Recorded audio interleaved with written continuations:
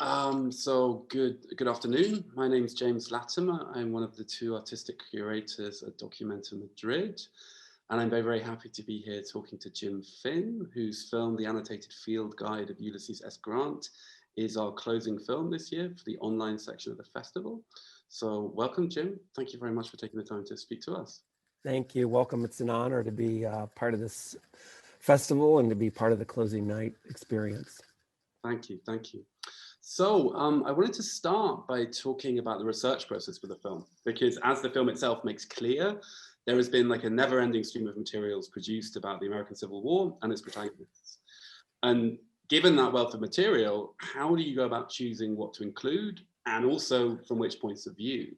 Because I think what's something so amazing about the film is its brevity, actually, in that respect. Because, to kind of compress so many things into, an hour is, for me, a considerable achievement. Yeah, it was a challenge. I was, one of the things I thought of was, how do we think of this character, Grant? He's kind of having a resurgence in the United States, like there's a revisionist understanding of him now that maybe, or actually the previous understanding was revisionist. Originally, he was understood as someone in the 19th century. I think this was a person who was understood as someone who kind of rescued the country from a fanatical group of white supremacists who decided to take over half the country. Then throughout the long 20th century, from fanatics, white supremacists, politicians, and intellectuals, there became this kind of much more sympathetic portrayal of the South that went on for a long time. And then of course, Grant's problems, his alcoholism, the fact that of people, kids generally were, and the sort of flaws of him became bigger, and so I thought well, we have this other kind of general named Patton who was flawed, who was very right-wing, politically awkward, but we love him in the United States because he helped save the humanity from the Nazis. So I'm like, why do we love this guy but not the other guy? So this was a couple of things I thought of, and this idea of, who gets to choose who our heroes are, who gets to choose who these what do we focus on with history? And it became very clear that part of the problem with Grant was that a lot of Black people really loved him in the 19th century. And so, there's this kind of thing too of like, why does Frederick Douglass love this guy? Who are these and so I think things like Black Lives Matter really helped motivate a lot of this kind of like thinking for me, and really kind of helped. As he was going through the South, I thought I knew he won the war. I knew he was like the man responsible for winning it overall. But of course, you can't do this alone. And he's not just some mad, crazy genius. How did he do it? And so I thought, what happened on the way? What are these stories? And so I start researching all these small things. And it turned out that actually a lot of the enslaved Black people were kind of served as this sort of hidden network of spies, so to speak, of kind of like an intelligence network within the South that really helped the kind of effort. And I thought a lot of these little small stories, I would like to be able to use him as an excuse to kind of like look at a lot of these different stories. Sure, that makes total sense. I mean, what I think is also super interesting about the film is, on the one hand, it's recounting this military campaign led by Grant in the mid-19th century. And obviously includes various images from that era accordingly, some photos, also some paintings from around that kind of time. But I think it also includes images that memorialize the same events across the last 150 years or more. And that includes kind of museum exhibits, tops cards, magazines, also the war games that reenact the battles. And in this sense, the film is as much about narrating that particular story and those particular events as it is on reflecting about how they're remembered, and that the process of remembering is always kind of anchored to a specific moment in time and the ideologies of that time. And can you maybe talk a little bit more about the idea of introducing these kind of different temporalities of memorialization into the film? Because it feels like, I don't know, there are so many points of time in that film that are all kind of vying with one another. And in a sense, that is what makes history. And can you also maybe talk a little bit about the idea of using the war games to illustrate the battles? And it's also interesting because each war game is always introduced with the date from which it was produced, which is another. Right. Yeah. So first of all, I'm kind of a gamer. I like board games and I like role play games. And I've never really got into the really intense war game thing, although my brother did. And so I knew about them from him. He used to play these, and I knew other people that played them, but I never really entered into that world too much. But I knew they were out there. And so, one of the things I thought of was just like using it as a basis of how I grew up. And I knew that like my grandfather, for example, had loved Grant. And then by the 70s, when I was growing up in the 80s, he really was a little bit out of fashion, because it was like there was kind of this resurgence after the Civil War of like the kind of brothers, the Battle of the Brothers, and the kind of like experience of Black people was sort of just pushed to the side. And it was just more like this really exciting battles that happened. And so that came at the same time, the kind of anniversary, the centennial of the Civil War came at the same time as this resurgence of war games, which started in the 50s and it really was in the 60s and 70s at its apex. And, so I knew that there were a lot of these games. I started researching them, and then I realized like, oh my God, I could like really get a specific kind of game for every single battle, except, which I mentioned in the film, there's not one for the Battle of Fort Pillow, because that was just basically this massacre of Black troops, which is, and also there's another reason, because people really love this character of Nathan Bedford Forrest, who is an amazing character, except for the fact that he was also this insanely murderous white supremacist devil. So besides that, if you take that off the table, which people did for a long time, so I love that. And then I start looking at and then I start thinking about the generation before me, and which is sort of my dad's generation of that kind of like the Topps cards, 1950s, early 60s, and that idea of kind of like that weird propaganda, making it kind of bloody and exciting. So I used a lot of those, and I don't know. It was very challenging how much film to use. I found this like 16 millimeter film about a Grant and Lee a game show, where they kind of walk around the map and stare at each other. And I really loved that. Right? Yes. Yeah, amazing that. It's really good. And I was like, how much of that should I use? I really want to use a lot of it, but I kind of like, the tone was really tough. It's pretty straight in a way, the tone for me. And my films get a little wacky. And I really had this pressure to kind of like be a little bit, I wanted to be funny and weird, but I wanted that to be a little bit on the side.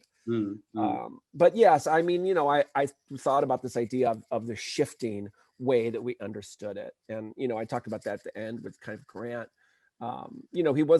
He was a problematic president. He did some cool things, but he was whatever as a president. I don't know how to say. I don't know. I'm not here to defend his presidency or whatever.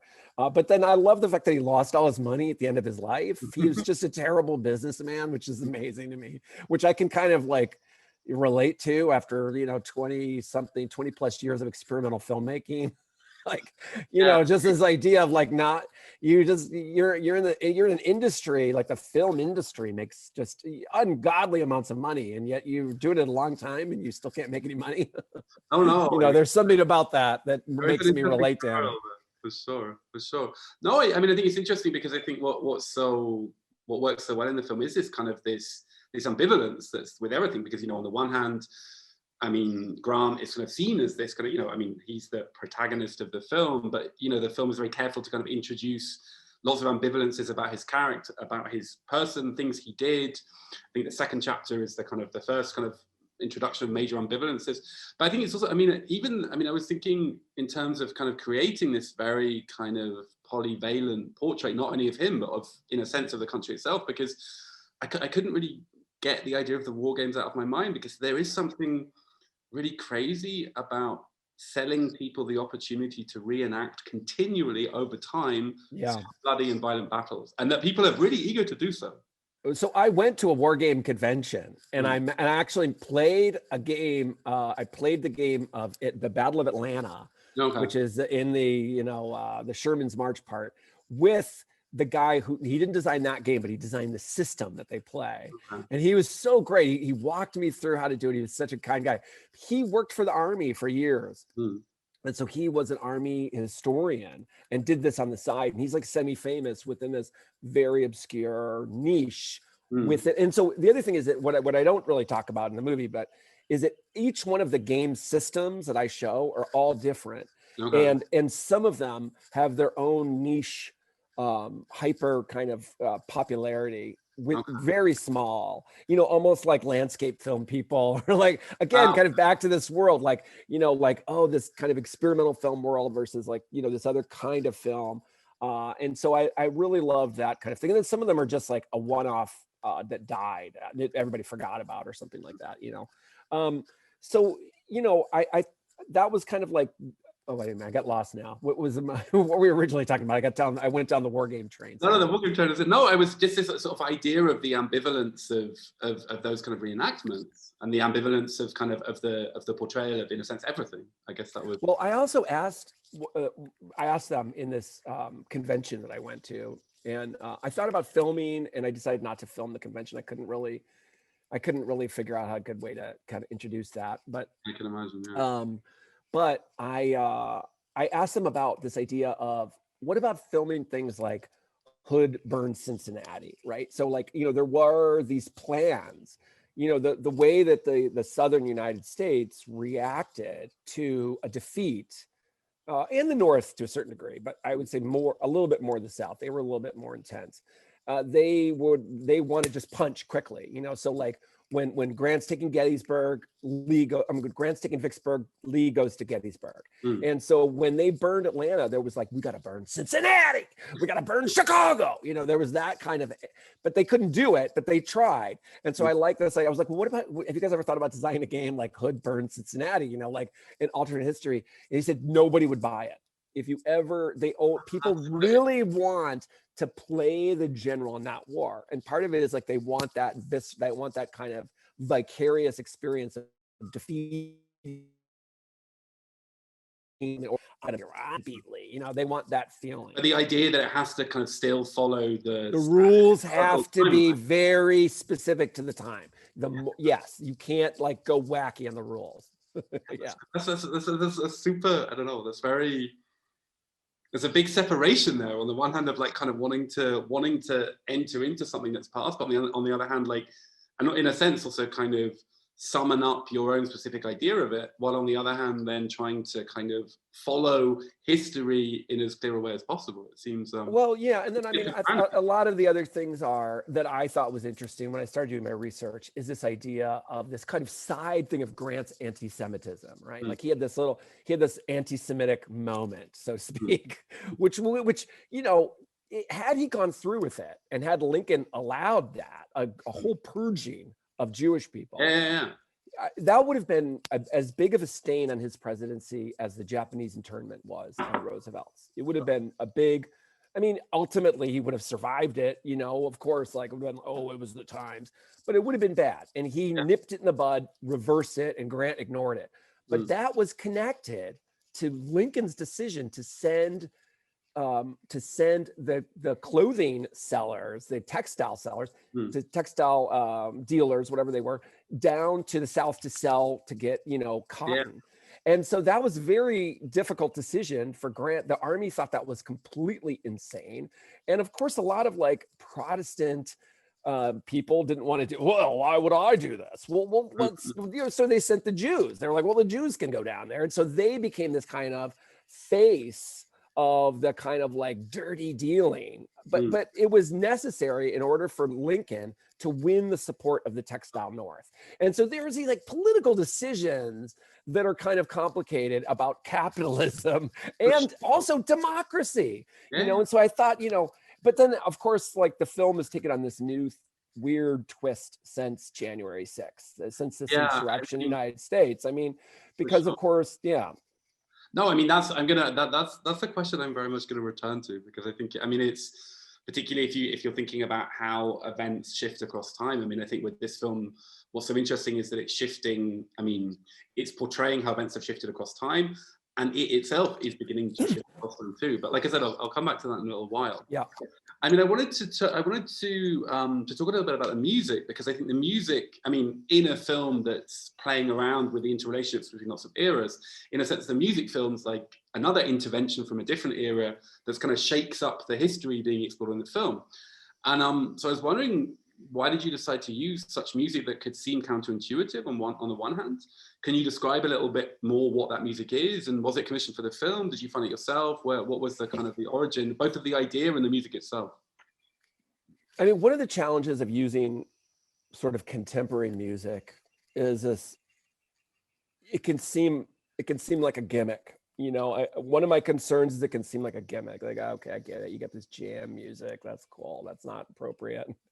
But I really was like thinking about what kind of music I need. What do I need? And I watched these like kind of 70s Italian giallo films, zombie films, and some like Japanese Yakuza films from the 70s by Kinji Fukasaku. And I really love this kind of like intense use of music that could just really like, you'd be kind of going along, and then all of a sudden there's a fight, and then this great music comes in. And same with these zombie movies of the 70s, these low budget films from Italy. And I really thought that one of the problems that we need is a sort of intellectual, like, well, Grant was an alcoholic and he killed some people. No, Grant was really good, because, you know, and this kind of like intellectual back and forth. Sure. And I thought what people loved about him was that he just fucking killed a lot of white supremacists. And that sounds like kind of harsh, like, whoa, that's not cool. But if you think about it, this is just, the Civil War at the time was just like the end of just so many years of fucking arrogance. They should have been embarrassed. They should have been like, we're sorry. Slavery's awesome. I mean, slavery's awkward, but we're just going to keep it a little bit longer. They should have been embarrassed. Instead, they were like, fuck you. We need more states, more. Because that's what like arrogant fascists do. They always want more. They're always so right. And so I think that a lot of people, you know, then there were like the first generals were like McClellan.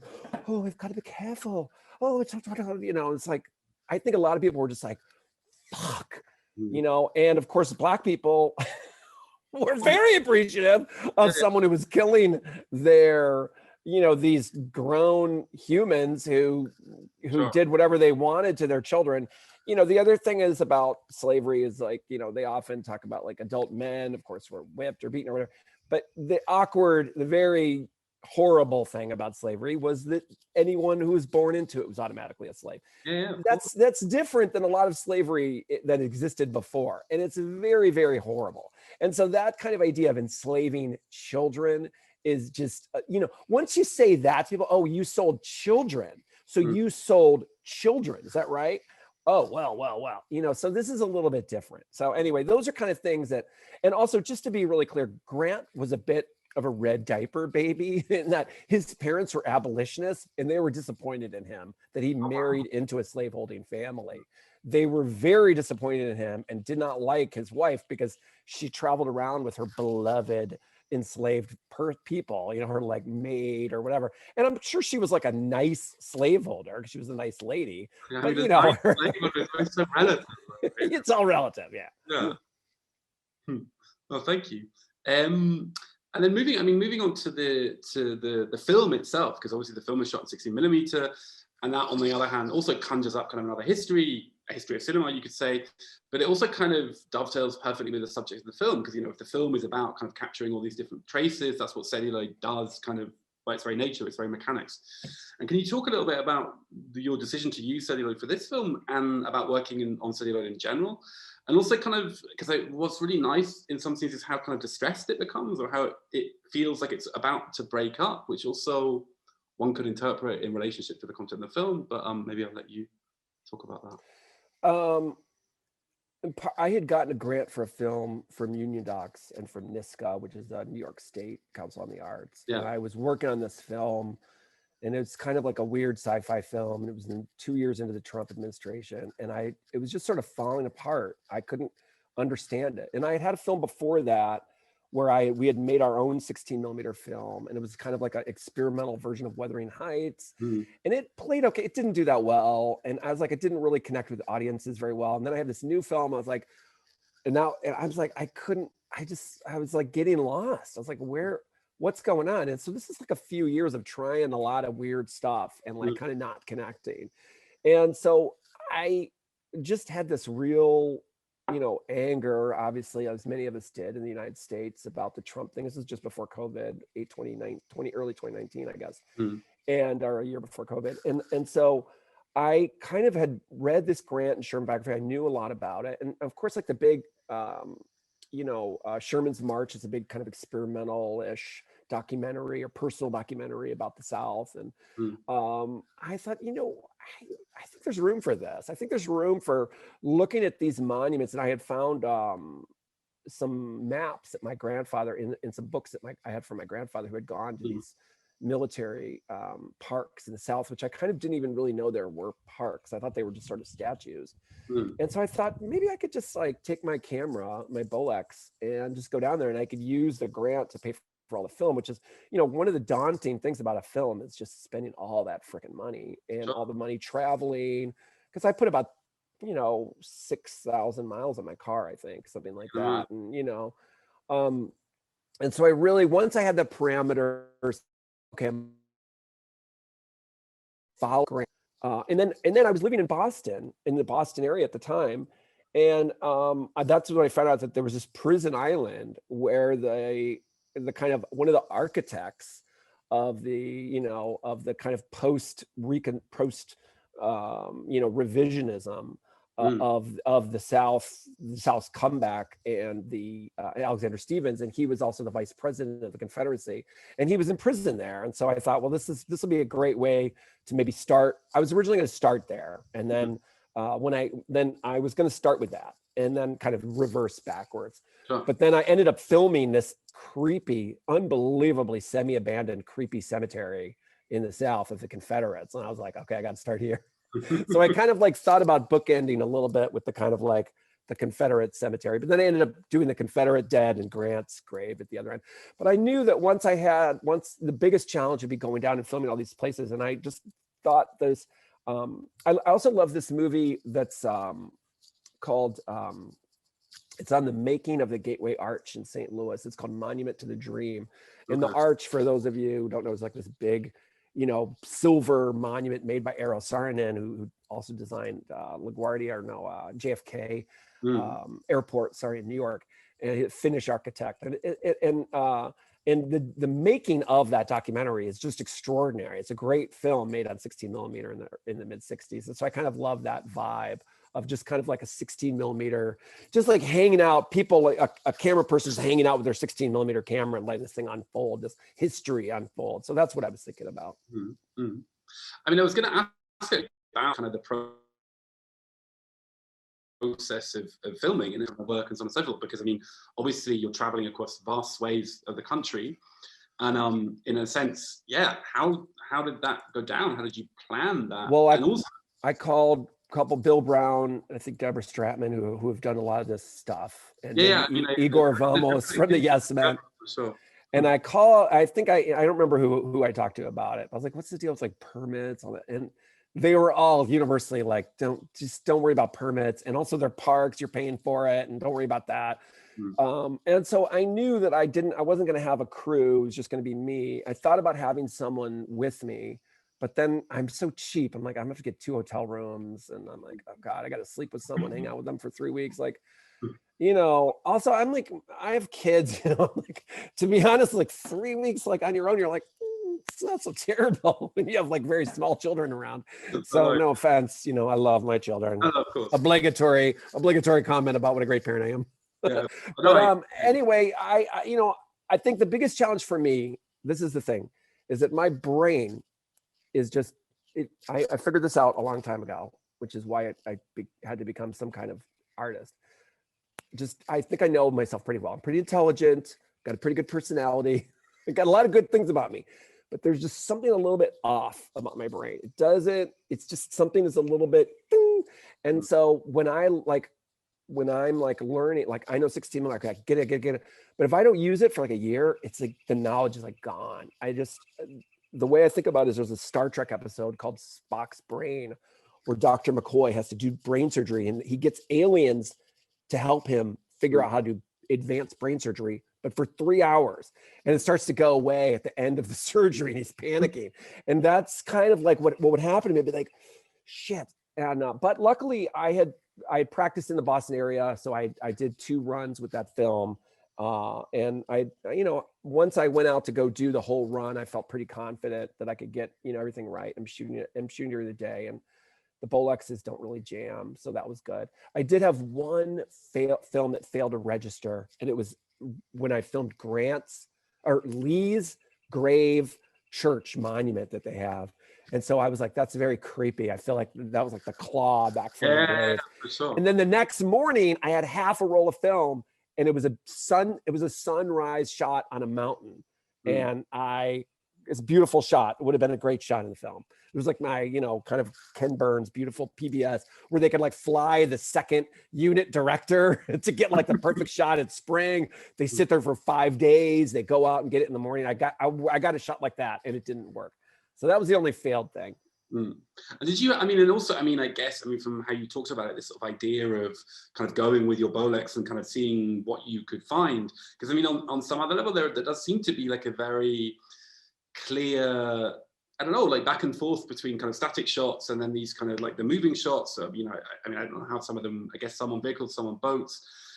This kind of, these kind of tableaus, and then also these movement through spaces. Was that something that emerged over the course of the? Yeah, I kind of knew where I wanted to shoot, but then when I was in, I went down to the Louisiana border, and I was like, well, I'm only an hour or two from Shreveport, and I knew my friend David Nelson's down there. He runs a mini cine, which is a kind of a micro cinema down there, and he's great. And so he was the one who told me about this lake. He's like, you should go out to this swamp because it's really great. And I knew that was the old board. I was like, how can I get this? Like, what's this connection? And I knew that there was one. It was near Milliken's Bend, which was like this, one of the earliest black battles with black soldiers, and it was the Mexico border. That was the border with Mexico, and so that was my connection there. And so I went out on the swamp, and I was like, I just went out at 10 in the morning, and apparently that guy,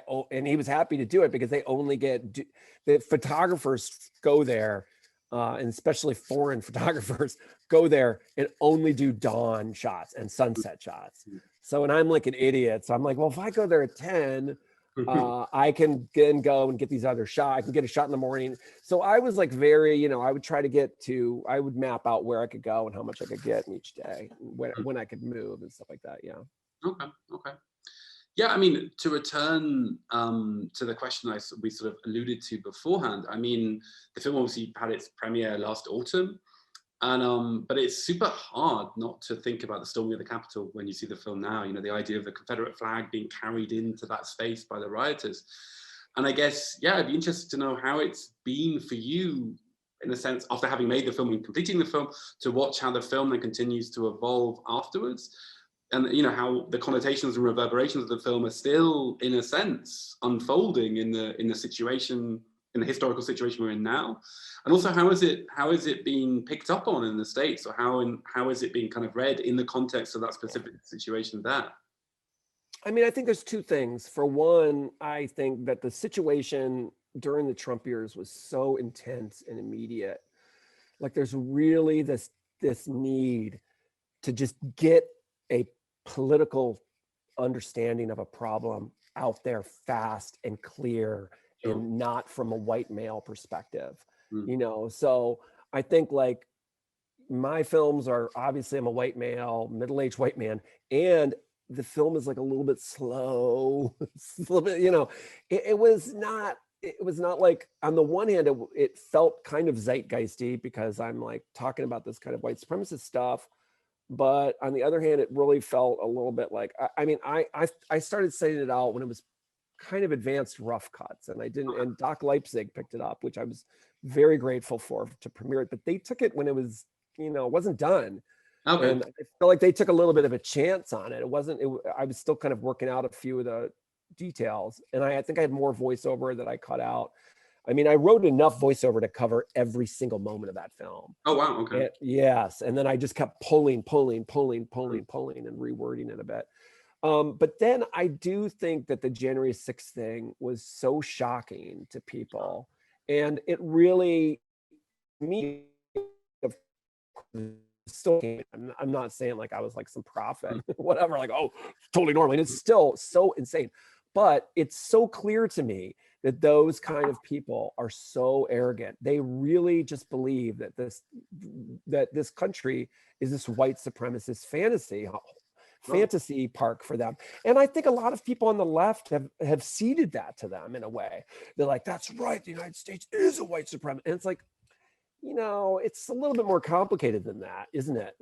You know, like, we don't need to cede our country to these people. They certainly have a lot of power, and they have, you know, run a lot of things, but we're not gonna just beat them by hoping they go away, you know? And so I think, like, to me, what happened on January 6th, of course, in retrospect, it seems kind of absurd and ridiculous. And I have no doubt that over the next 20 years, there will be a concerted effort to totally minimize it. And, you know, it'll be kind of, maybe, who knows where it'll be, but there'll be an attempt to minimize it. And I think whether that's successful or not, we'll see.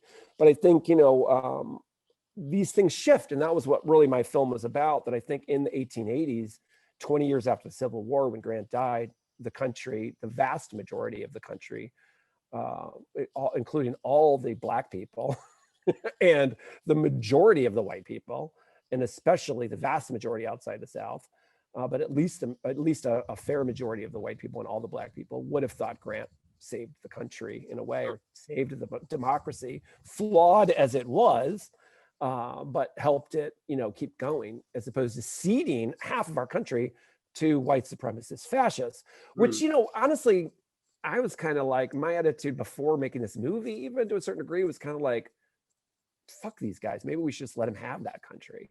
Then we could have our own Sweden up north, you know, and they could have their own crazy. So I kind of get that, but you can't do it the way they did it. You know, so anyway, that's sort of the big picture, I think. And I don't know how it's been reviewed. I think overall pretty good. People are pretty interested. I mean, it's been a challenge because it hasn't been seen in live very much, a few places here and there. But, you know, in a way, I don't know, the COVID thing, I feel like very, I don't complain about it because I feel patriotic to the earth. You know, I feel like I've done my duty by trying to promote online festivals and try to be good about it, because I feel like we've done our duty to kind of like keep this virus. I don't want my a film festival that causes a super spreading event. For sure. No, I think it's really delicate, those things, in terms of how to kind of, I mean, in Madrid, we've been really lucky in terms of the particular moments that we've happened to schedule the festival, that certain things have been possible online. That certain things have been possible in oratoria, but other things not. And also, you know, this kind of idea of how many screenings you're able to have per day, with, you know, like intensive cleaning between screenings, or not that affect then the programming, because it's like normally we would schedule 3 films an evening, or 3 films across the day. Now we can do 2, and that means, you know, that obviously changes entirely the idea. But I don't know. I mean, it seems, at least in Europe and the US, very privileged parts of the world, it does seem like things are kind of moving back towards the kind of like in-person experiences. Yeah, but you know, for me also, I've been able to see more work. I mean, you guys see work all the time at festival, but you know, there was a time where I would just like, you know, before I had like kids and when I had part-time jobs and stuff, I could travel around and see a lot of stuff. It's very hard to do that now for me, you know? And so like, I've been able to see just an incredible amount of work and really connect. I feel a little bit connected to filmmaking to a degree. It's good for me in a way. No, I'm happy to do that. No, I think, I mean, for us, when the December edition of the festival, it was the first time we'd kind of ever thought about, you know, having a hybrid event where some things are in the auditorium, some things are online. And to see the response to the online stuff was amazing, to realize that, I mean, because a lot of the program we do at Documenta is not so accessible or not so straightforward in a conventional sense.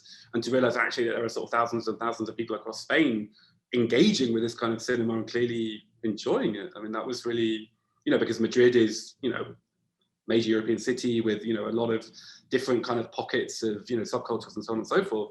And to expect maybe audiences there to be able to grapple with these things is one thing, but to realize, okay, across the entire country, people are open and willing and ready. It's been really inspiring. So yeah.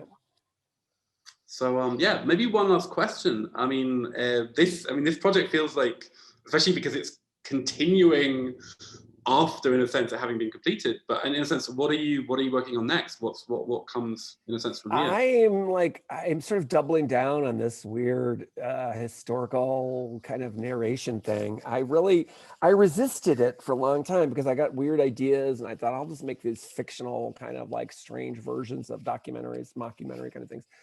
And this was really the annotated field guide of Ulysses Grant, was kind of this first really feature length kind of portrait kind of thing. I have done others kind of smaller documentary-ish things, and a little bit different, but this was, and I'm kind of doing it again, I feel like, with St. Paul. I have this idea of this character of St. Paul. He's like kind of maybe the second most important person to Christianity after Jesus. And who was he? Why do wedding planners, poets, anti-Semites, misogynists, liberation theologians, and radical Catholics, why are they all drawn to him? Why?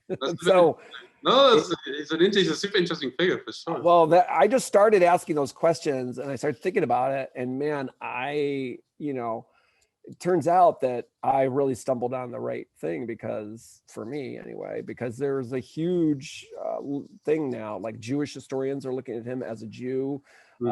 Feminist theologians are looking at, why did he talk about women so much? He's one of the few people in early Christianity that constantly talked about women, even though there are these sayings associated with how conservative he was. So there's a lot of interesting things. So I'm kind of looking at that right now, and that's my next project. So that sounds really exciting. Yeah, it'll be good, I think. Then thank you very much for taking the time. And thank you. We're looking forward to seeing. So the film will be available on Filmin, our streaming partner, from the 4th to the 6th to bring the festival to a close. So yeah, thank you very much for your time. All right, James. Thanks so much.